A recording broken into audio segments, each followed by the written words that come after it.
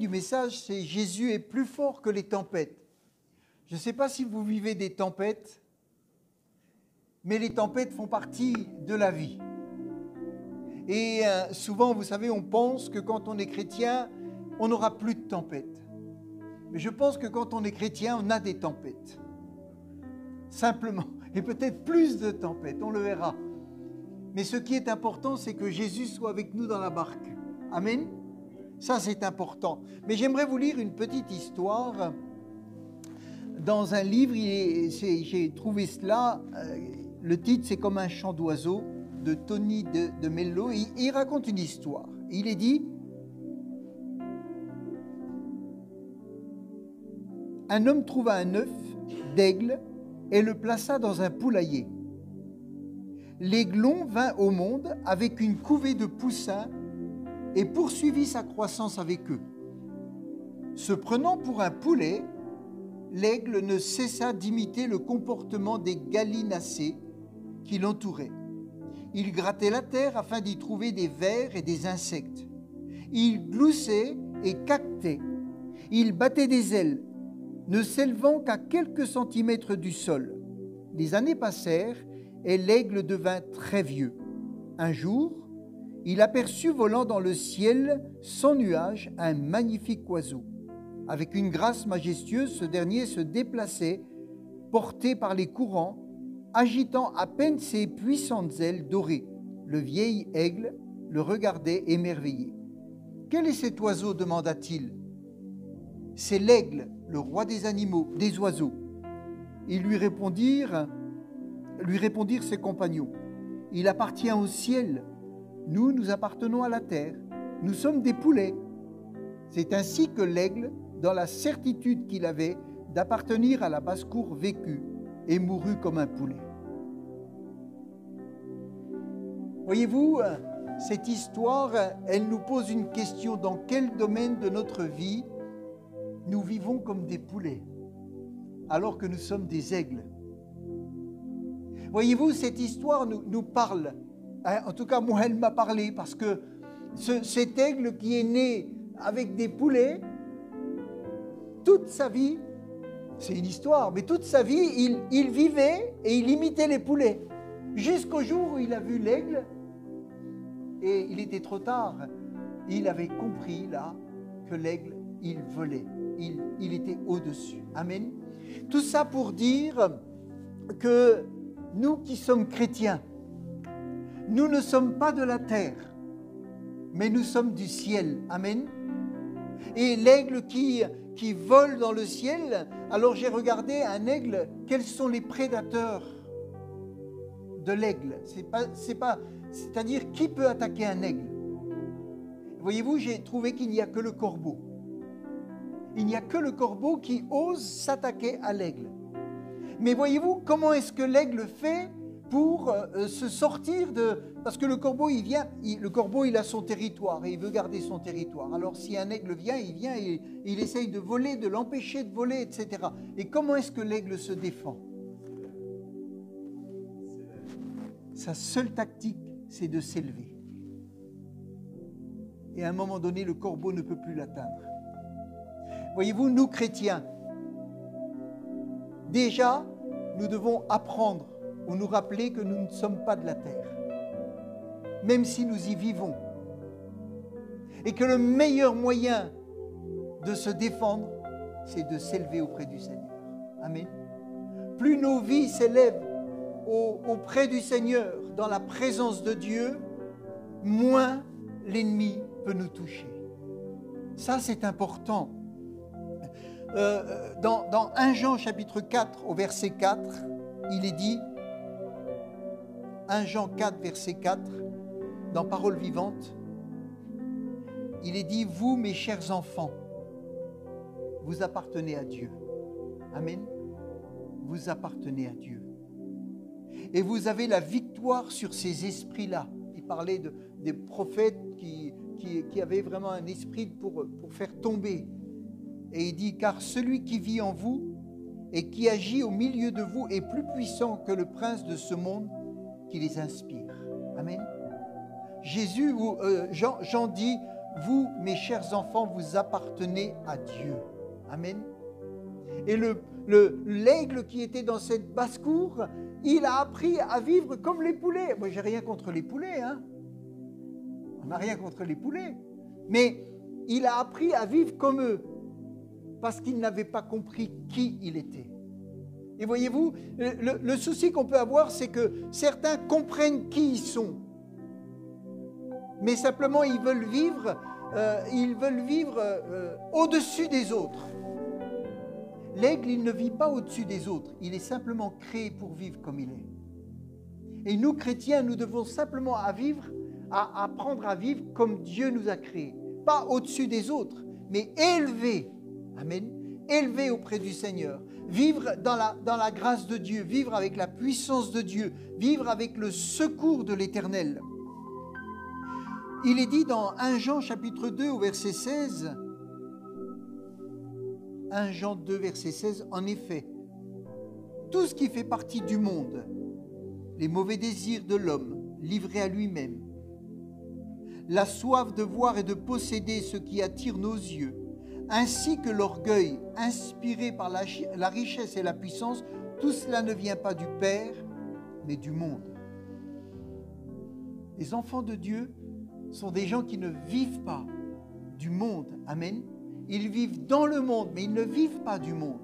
Et ils sont amenés et ils doivent croire qu'ils sont habités par celui qui leur a donné son esprit.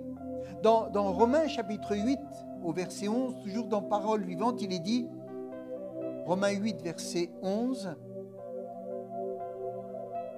il est dit, « Et si l'esprit de celui qui a ressuscité Jésus d'entre les morts habite en vous, Amen, habite en vous, alors celui qui a donné à Jésus une vie nouvelle fera aussi revivre vos corps mortels par son esprit qui demeure maintenant en vous. » Amen.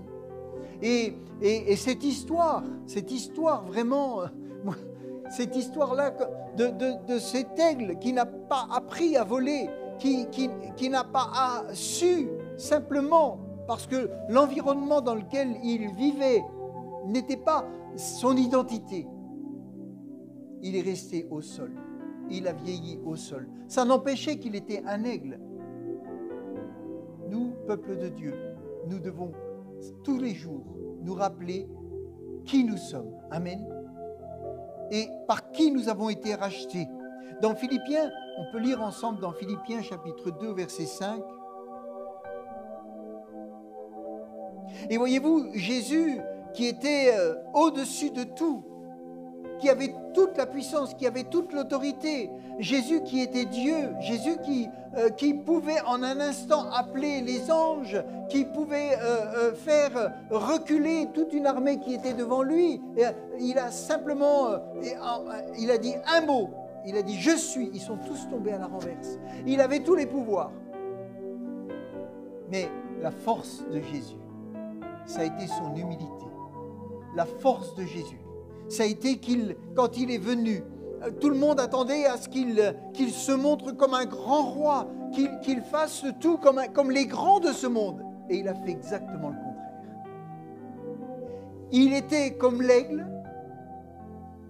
mais en même temps, il n'a pas montré une nature d'autorité pour écraser. Au contraire, au contraire. La force de Jésus, c'est qu'il est venu, et il est dit dans Philippiens chapitre 2, verset 5, « Ayez pour tous l'estime que l'on se doit en Christ, et que votre attitude envers les autres procède de votre vie en lui. » Amen. Que notre attitude envers les autres procède de ce que nous sommes en Jésus. Et il dit, prenez modèle sur Jésus-Christ. Alléluia. Ce petit aiglon, il a pris modèle sur les poulets. Alors qu'il pouvait aller attraper un lapin ou je ne sais pas quoi et le prendre et l'emmener dans son nid, il était là en train de gratter la terre pour avoir des vers, des insectes, etc. Il a pris cette attitude-là tout simplement parce qu'il ne comprenait pas, n'avait pas été avec celui qui pouvait un jour le jeter du nid et se lancer et partir et voler à une altitude que personne ne pourrait les atteindre. Amen. C'est cela. Et nous devons rentrer dans notre identité. Et il est dit, prenez modèle sur Jésus-Christ. Ayez en vous les pensées, les sentiments qui l'animaient jadis. Il est dit, le Christ, dès l'origine, fut d'essence divine.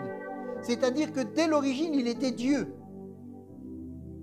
Mais quand il est venu sur la terre, il a eu une vie humaine, tout en étant Dieu. Et nous avons en nous toute la puissance de Dieu. Mais nous devons avoir un comportement humain. Amen. Nous devons aimer comme Dieu a aimé. Nous devons servir comme Dieu a servi. Mais la puissance de Dieu habite en nous et chaque fois qu'elle a besoin d'être manifestée, alors nous pouvons la manifester. Amen. Jamais pour nous, jamais pour notre gloire, mais toujours pour la gloire de Dieu. Et il est dit, le Christ dès l'origine fut d'essence divine, un avec le Dieu saint. Il avait sa nature, sa gloire, sans mesure, ses attributs divins. Loin de mettre sa joie à trouver une proie dans son égalité avec Dieu. Suprême, il s'abaissa lui-même avec humilité. Amen. Il n'a pas cherché à être égal à Dieu. Il a pris une attitude. Il était comme l'aigle, mais il a pris une attitude. Amen. Et ça, c'est important. Il est dit, le roi de tous les êtres, ici-bas, voulut naître en simple serviteur. Amen. Et vous savez, les hommes de Dieu qui ont fait le plus sont des fois des gens qui ont été d'une simplicité. Alors on peut les voir, on peut les entendre des fois devant des salles immenses. Et ils apportent une parole puissante. Mais quand vous les côtoyez à côté, ils sont d'une simplicité. Ils sont peut-être remplis de l'esprit et il y a une puissance en eux. Mais quand vous les côtoyez, ils sont d'une simplicité. Ils sont abordables. Ils peuvent manger à table avec n'importe qui. Ils se plaisent avec les gens les plus simples. Parce qu'ils ont une grande simplicité dans leur cœur, parce qu'ils imitent Jésus. Mais quand ils apportent la parole, il y a une puissance qui est en eux. Amen. Et si nous avons cette attitude, la puissance qui habite en nous, elle est là pour faire des miracles. Elle est là pour toucher les cœurs. Elle est là pour bouleverser des vies. Et il est dit esclave volontaire. Il a voulu sur terre, il a vécu sur terre sans éclat, sans honneur. Alors il ne plaisait pas à certains qui voulaient un roi puissant, qui vienne détrôner les Romains. Mais Jésus avait un but, c'était de venir sauver. Amen. Pas de venir dominer. Il voulait juste venir sauver tous ceux qui étaient perdus. Il venait apporter la parole de Dieu. Il venait apporter l'amour de Dieu. Il venait apporter un sacrifice. Il venait apporter la grâce de Dieu dans les vies. Il est dit, homme parmi les hommes, il fut ce que nous sommes en tous semblables à nous. Humble et sans apparence dans son obéissance, il alla jusqu'au bout. Il humilia son âme jusqu'à la mort infâme d'un criminel en croix. Il est dit au verset 9, au trône de lumière, il fut par Dieu son Père élevé roi des rois. Amen. Vous savez que un jour, Jésus, nous serons assis avec Christ. Amen. Nous serons avec lui. Amen. Il y a un jour, il est dit, la Bible dit qu'on jugera les anges. Il est dit que si sur notre terre, notre parcours est dans des tempêtes, il est dans des difficultés parce que nous appartenons à Christ et parce que le monde ne veut pas de Christ. Un jour, eh bien, nous vivrons avec le Seigneur. Amen. Et nous serons au-dessus de tout. Alléluia. Ça, c'est important. Et j'aimerais vous dire qu'il faut savoir que si vous suivez Jésus fidèlement, vous subirez des tempêtes. Mais Jésus, en Jésus, vous finirez victorieux. Amen. Vous vivrez des tempêtes. Vous savez, quand vous dites à des chrétiens, venez à Jésus, et vous n'aurez pas de tempête dans votre vie, vous leur mentez. Et il ne faut pas mentir aux gens. Il ne faut pas leur mentir. ne faut pas leur faire croire des choses. Il faut leur dire qu'en Jésus, nous sommes plus que vainqueurs. Mais que si nous vivons en Jésus, nous vivrons des tempêtes. Vous savez, il faut aussi savoir que si vous ne suivez pas Jésus, vous subirez des tempêtes dans votre vie, mais en plus vous finirez dans les ténèbres du dehors, où il y aura des pleurs et des grincements dedans. Donc de toute façon, les tempêtes seront là. Vous savez, les disciples qui doivent traverser le lac de Galilée, c'est comparable au peuple du Seigneur qui doit traverser le monde en suivant Jésus dans un chemin étroit. Suivre Jésus, c'est un chemin étroit. Dans l'Épître aux Colossiens, nous voyons, il y a un texte qui nous fait réaliser que Jésus est le Seigneur Jésus, celui que vous priez, que vous pouvez invoquer régulièrement, celui que vous appelez au secours dans vos détresses, dans vos difficultés. Amen. C'est celui que vous appelez au secours et qui est là, celui qui est mort, qui est ressuscité. C'est celui qui a préparé, qui prépare une place. C'est ce Jésus-là. Et si on lit ensemble dans Colossiens chapitre 1 au verset 15, verset 13, dans la version Summer, Colossiens 1 au verset 13, il est dit: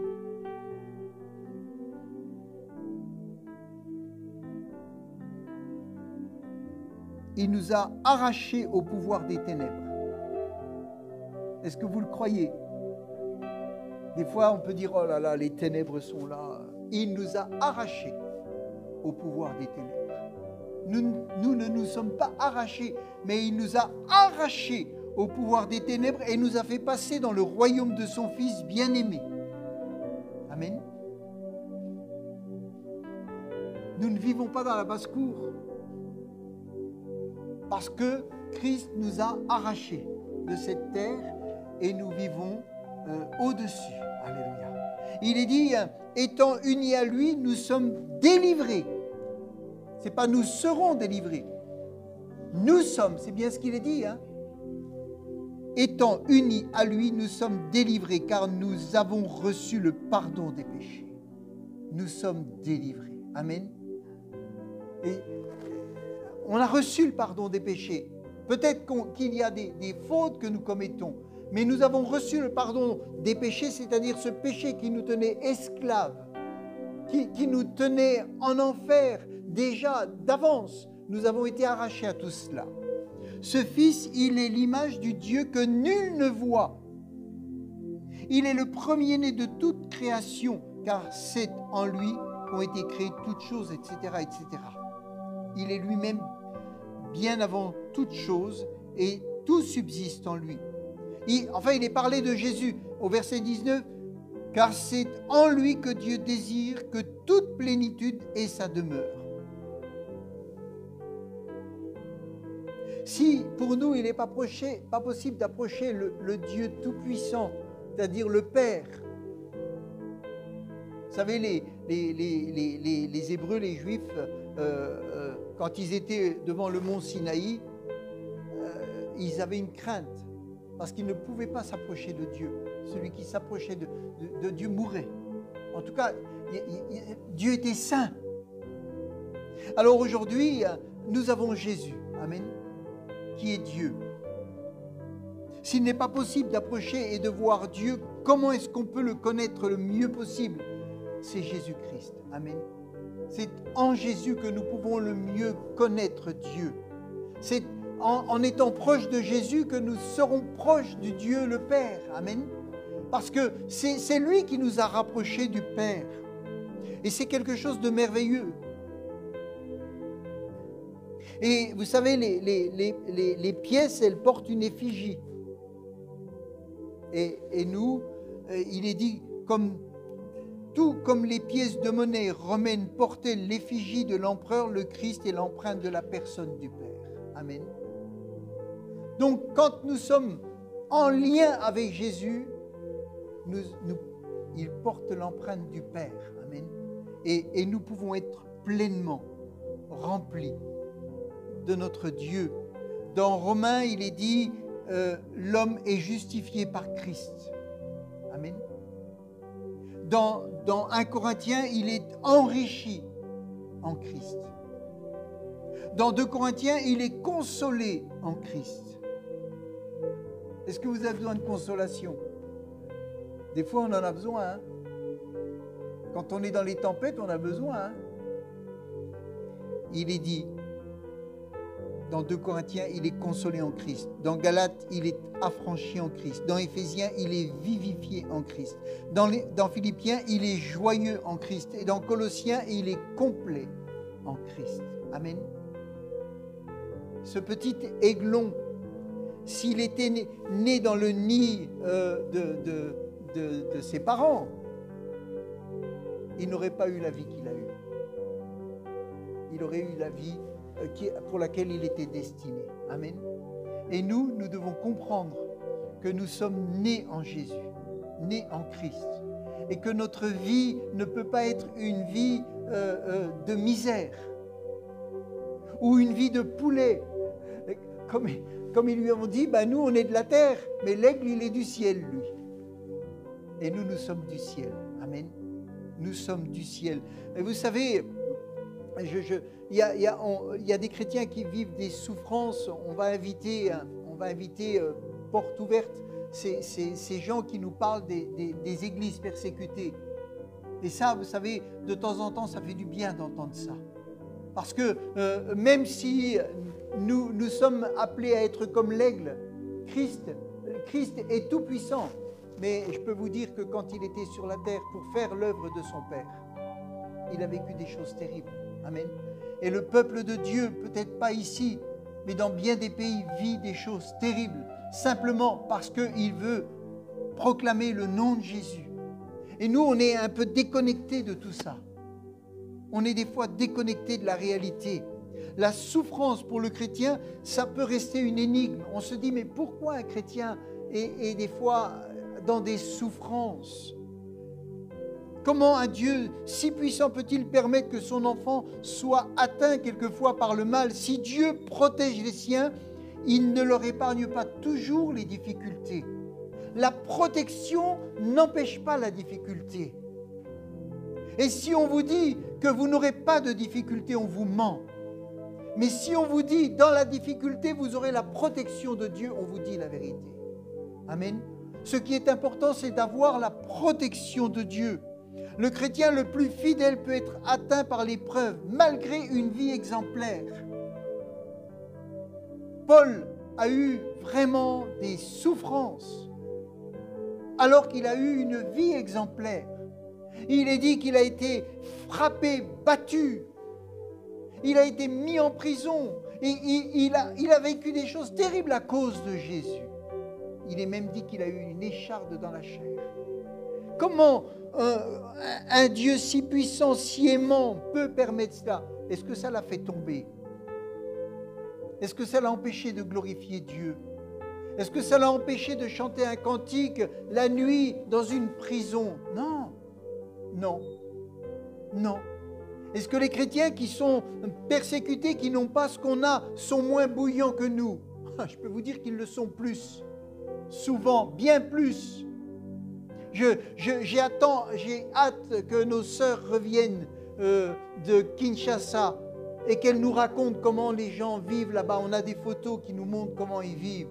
Mais je peux vous dire qu'ils ont une foi, qu'ils ont une persévérance et qu'ils ont un amour qui nous manque bien souvent. On n'est pas là pour s'accuser, mais on est simplement là pour reconnaître des choses. Ils ont des choses et pourtant ils manquent de beaucoup. Ils manquent de beaucoup, mais ils ont une force en eux. Amen. Parce qu'ils savent que leur vie terrestre n'est pas la réalité de ce que Dieu voit et fait en eux. Amen. Ils sont élevés.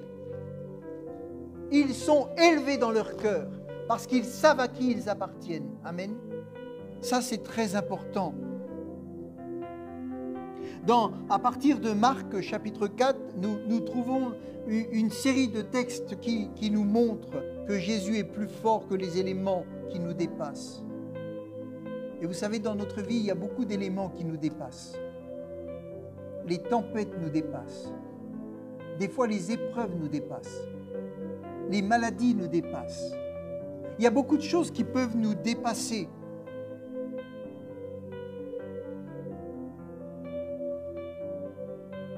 Mais ce qui est important, c'est que quand Jésus est avec nous, il peut arrêter la tempête. Amen. Et s'il ne l'arrête pas, il la traverse avec nous. Ça aussi, c'est important.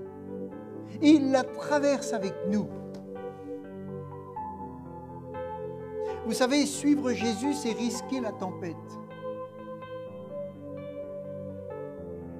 Suivre Jésus, c'est risquer la tempête. Le lac de Galilée, qui a été appelé mer de Galilée, c'était pas très grand. La traversée, c'était 6 à 7 kilomètres. Et les gens qui étaient avec Jésus, les disciples, pour certains, c'était des professionnels de la mer, de la pêche. C'était leur élément. Ils étaient habitués. Ils connaissaient ces tempêtes. Ils savaient que ça pouvait venir très vite. Et pourtant, ils ont été surpris. Elle est arrivée soudainement, cette tempête. La tempête a fait que la barque s'est remplie d'eau. Et ces hommes qui étaient des professionnels, ils ont eu vraiment l'impression que leur vie allait s'arrêter là. Et voyez-vous, nous qui avons Jésus, nous sommes des fois surpris par les tempêtes qui peuvent arriver sur nous, qu'on ne contrôle pas. On ne sait pas comment elles viennent, on ne sait pas pourquoi elles sont là et on ne sait même pas quand est-ce qu'elles vont finir. Et que fait Jésus pendant cette tempête? Il profite d'un moment de répit pour se reposer et dormir. On voit Jésus qui est d'une nature humaine. Il a besoin de se reposer et il se repose là dans cette barque, il dort. Et le disciple le réveille et dit, tu ne te soucies pas de ce que nous périssons. Ce n'est pas une question, c'est un reproche. C'est un reproche. Tu ne te soucies pas de ce que nous périssons. Jésus dort et les disciples se retrouvent dans cette tempête alors que les foules qui étaient assemblées et qui avaient vécu des bénédictions. Parce que quand Jésus est passé, il a prié pour les malades, il y a eu des guérisons, il y a eu plein de choses qui se sont passées. Il y a des gens qui ont vécu des miracles, des délivrances très importantes. Et ils sont repartis chez eux bénis. Ils sont repartis chez eux guéris. Ils sont repartis chez eux délivrés des esprits méchants, des démons. Et les disciples, Jésus les amène dans une tempête. Et ils vont vivre une tempête. C'est étonnant, hein? Les disciples se retrouvent en pleine tempête alors que les foules qui s'étaient assemblées seulement pour écouter Jésus, sans faire l'effort de le suivre, se trouvent en sécurité sur le rivage. Et des fois on se dit, mais Seigneur, il y a des gens, ils ne font pas l'effort de te suivre, et nous qui faisons l'effort, nous vivons la tempête. Seigneur, il y a quelque chose qui ne va pas. Nous, on te suit du mieux qu'on peut, on est dans la tempête.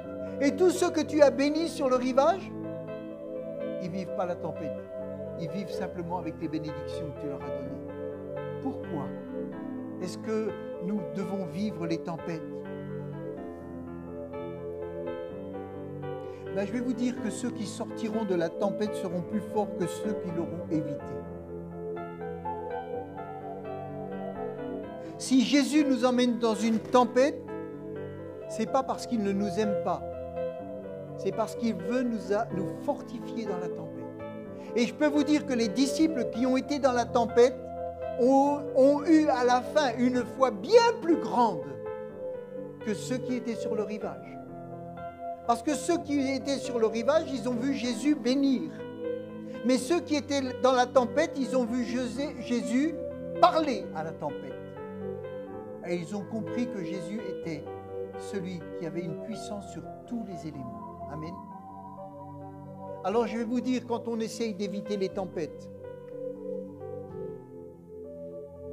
on grandira moins que si on va avec Jésus dans les tempêtes. Et Jésus ne les a pas amenés là pour rien. Beaucoup sont à l'abri dans leur maison.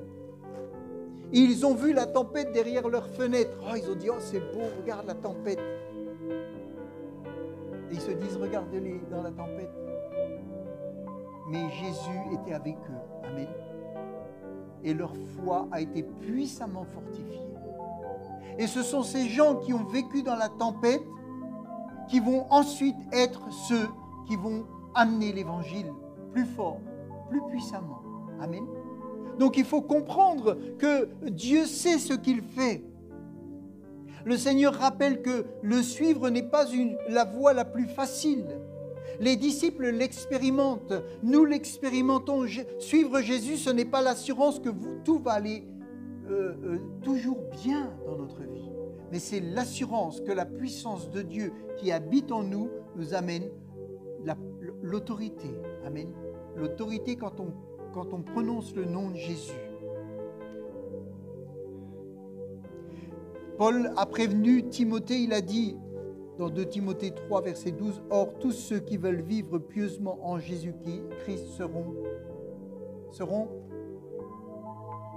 qui se rappellent, seront persécutés. Tous ceux qui veulent vivre pieusement en Jésus-Christ seront persécutés. » Les disciples sont fidèles à Jésus.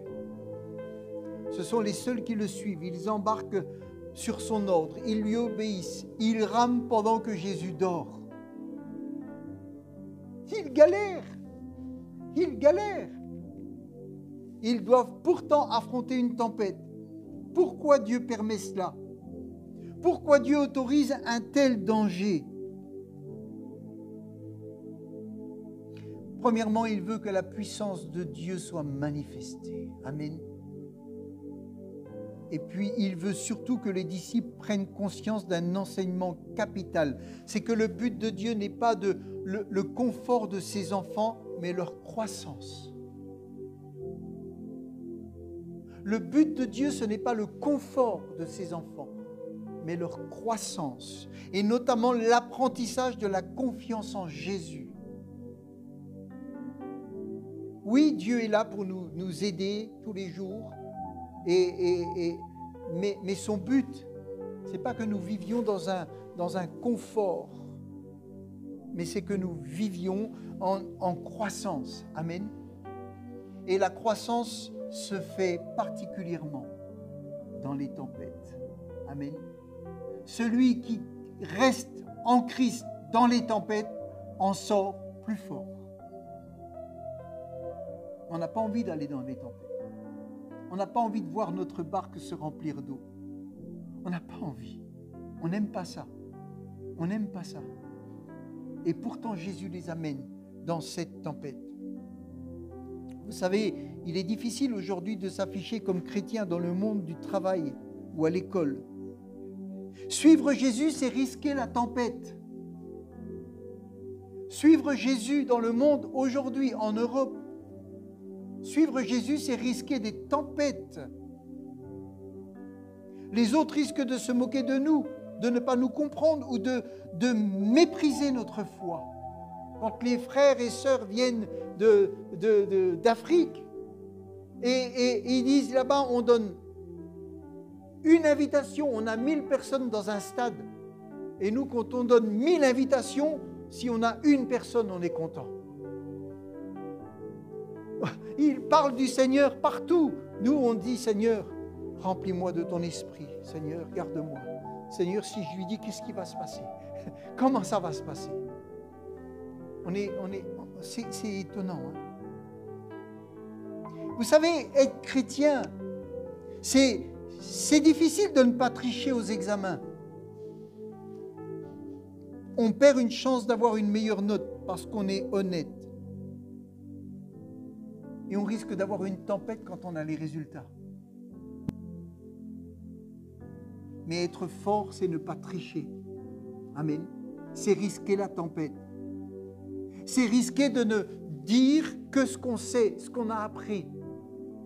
Et d'avoir un résultat qui correspond à ce qu'on a appris. Et pas tricher pour avoir une bonne note. Vous Vous savez, c'est ça, risquer les tempêtes quand on est chrétien. Vous avez plein de situations dans lesquelles vous allez risquer la tempête. Il est difficile d'être intègre. On ne fait pas ce que tout le monde fait. Être intègre, c'est risquer de perdre des allocations parce qu'on déclare la vérité. C'est risquer de vivre avec, en n'ayant pas les bénéfices que les autres ont. Parce qu'on dit, Seigneur, je vais être honnête. Et si je suis honnête, je risque de payer là, je risque de perdre tel droit, je risque d'arriver dans telle situation et d'être dans une tempête. Jésus les a amenés dans la tempête. Mais ce n'était pas pour rien. Je me rappelle, Marina, elle racontait qu'à un moment donné, elle a appris à compter à l'école sur Dieu. Et elle se disait, oh là là, qu'est-ce que ça va donner les résultats? Et finalement, Dieu a été là. Amen. Mais elle est rentrée dans la tempête en se disant, finalement, il ne faut pas que je triche, il ne faut pas que je fasse comme les autres. C'est tellement facile de vivre comme les autres. C'est tellement facile de mentir pour se sortir d'une situation afin d'éviter la tempête. Mais Jésus nous amène dans les tempêtes. Il est difficile de témoigner, de prendre position, de ne pas accepter la situation dans laquelle les gens nous emmènent. De dire les choses comme Dieu les veut, c'est difficile. On va être traité de rétrograde. Il est difficile de demander pardon, de reconnaître ses torts, ses faiblesses, parce que les autres risquent d'en profiter. C'est risquer une tempête de reconnaître ses fautes, parce que des gens profiteront de la situation pour nous enfoncer.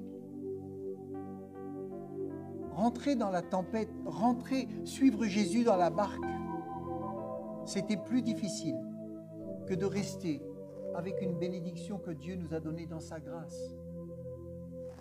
Vous savez, c'est ça.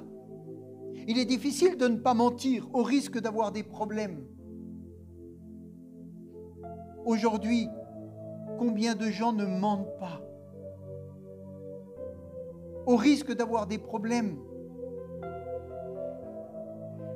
Jésus n'a jamais promis une vie tranquille. Lui-même a été exécuté comme un criminel.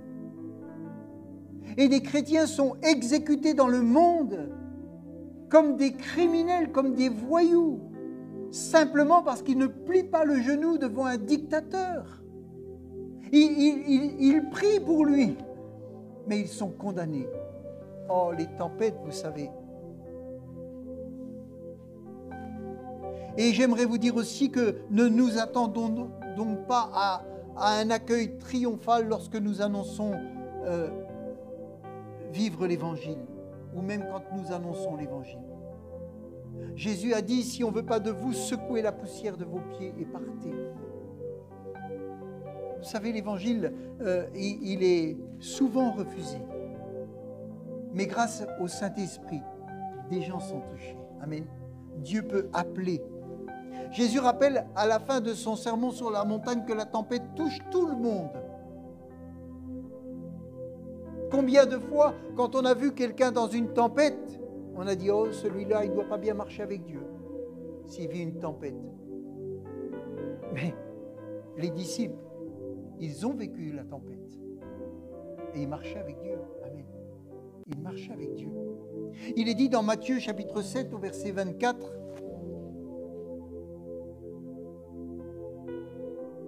« C'est pourquoi quiconque entend ces paroles que je dis et les met en pratique sera semblable à un homme prudent qui a bâti sa maison sur le roc. La pluie est tombée, les torrents sont venus, les vents ont soufflé et se sont jetés sur cette maison. Elle n'est point tombée parce qu'elle était fondée sur le roc. » La tempête, elle est sur ceux qui sont fondés sur le roc et sur les autres. Hein. Vous savez, si un jour les bombes tombent en Europe, elles vont tomber partout. Hein. Mais le peuple de Dieu sait que quoi qu'il lui arrive, il est dans la main du Seigneur. Amen. quoi qu'il lui arrive, il est dans la main du Seigneur. Oui, c'est vrai que bien des fois, la prière a permis que les gens soient sauvés. Mais combien sont morts en étant en Christ? Si vous lisez les témoignages, il y a des choses terribles. L'apôtre Bonas disait que quand il était en Afrique, ils ont voulu le liquider.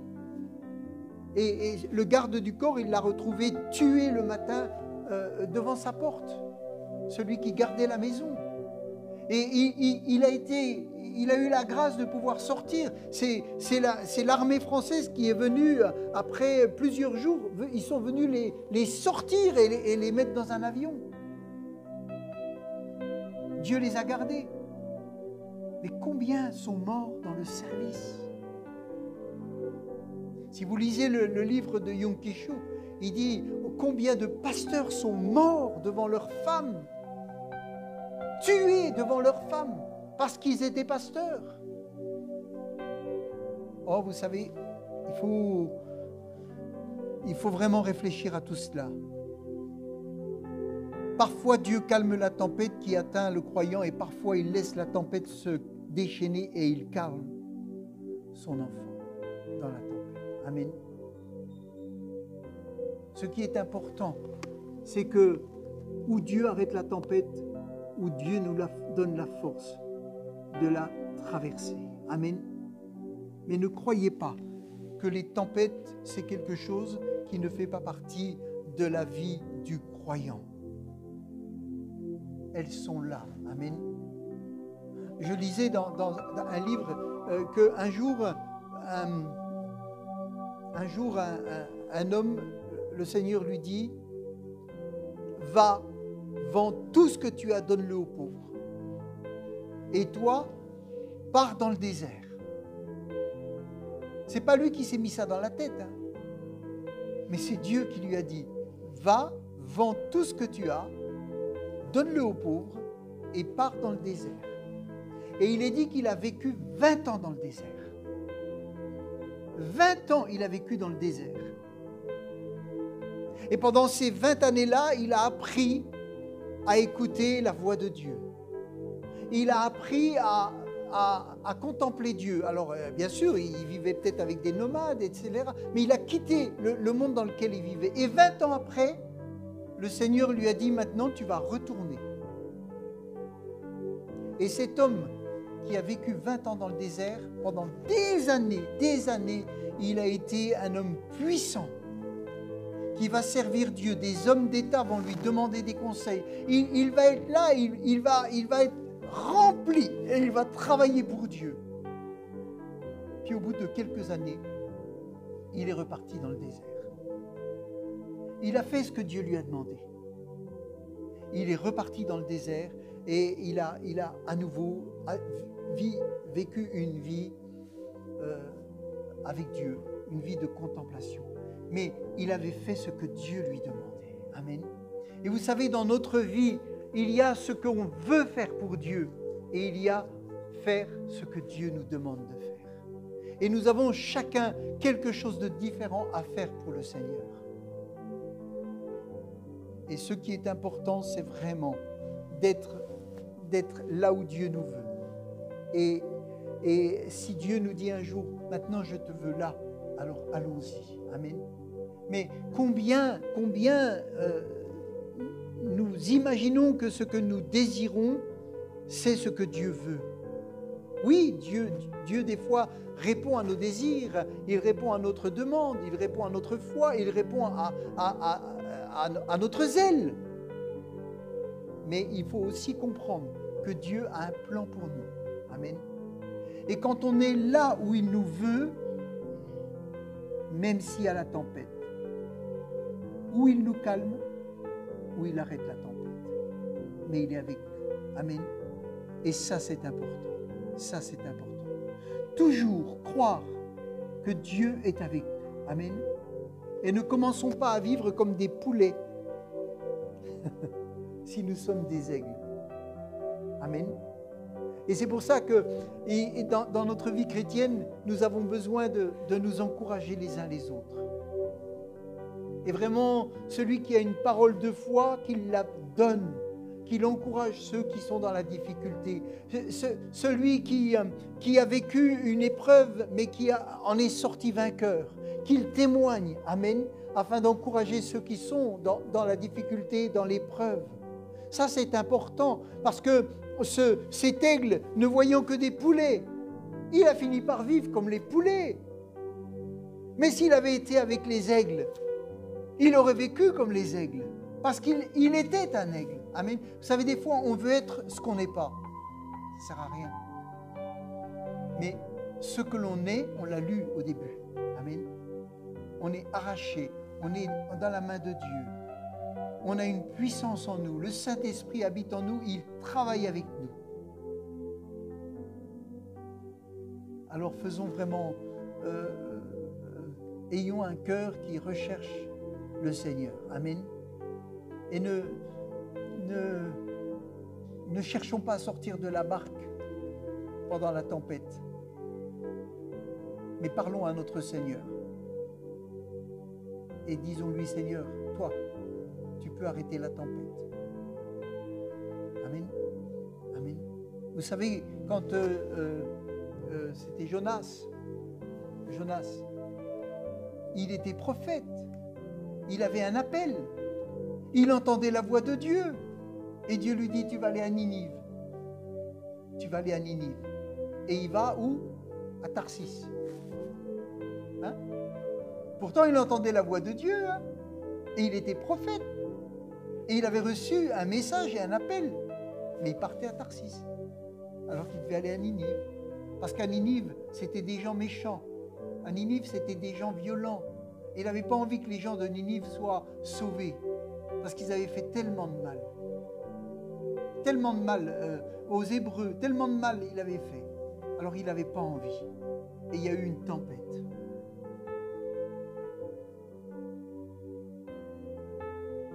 Et il s'est mis au fond de la cale. Et la tempête, elle était bien là. Et la tempête, elle était pour lui. Elle était pour lui, la tempête. Et dans cette tempête, eh bien, les gens qui étaient sur le bateau, les marins, ils ont crié à Dieu. Et lui, il est venu dire, c'est à cause de moi la tempête. Jetez-moi par-dessus bord et la tempête s'arrêtera. Voyez-vous, la tempête, elle était pour lui. Et ensuite, il a été embarqué dans un poisson et il a été rejeté. Et il a fait ce que Dieu lui demandait. Amen. Voilà. Donc les tempêtes, vous savez, on doit toujours se dire, Seigneur, si tu m'as emmené dans une tempête, il y a quelque chose à réfléchir. Pourquoi je suis là? Pourquoi je suis là? Amen. Et vous savez, dans la tempête où étaient les disciples, ils ne pouvaient pas sortir de la barque. Hein. Ils allaient aller où? Des fois, dans les tempêtes, on a un moyen pour se sauver. Mais des fois, on ne l'a pas. Et là, dans la barque, ils ne pouvaient pas se sauver. Ils pouvaient juste ou attendre de couler, ou se tourner vers le Seigneur. Et ils ont compris que celui qui dormait, peut-être même qui ronflait, dans cette barque, quand il s'est levé et qu'il a parlé au vent, le vent s'est arrêté. Amen. La tempête s'est arrêtée. Celui à qui vous parlez dans vos tempêtes, il veut vous dire que lui a tous les pouvoirs. Amen. Et qu'il peut arrêter la tempête. Et qu'il peut vous y emmener. Ou qu'il peut vous dire, sors et marche sur l'eau. Si on est là où il nous veut, je crois que Dieu bénit. Amen. Alléluia. Seigneur, merci. Merci, Éternel.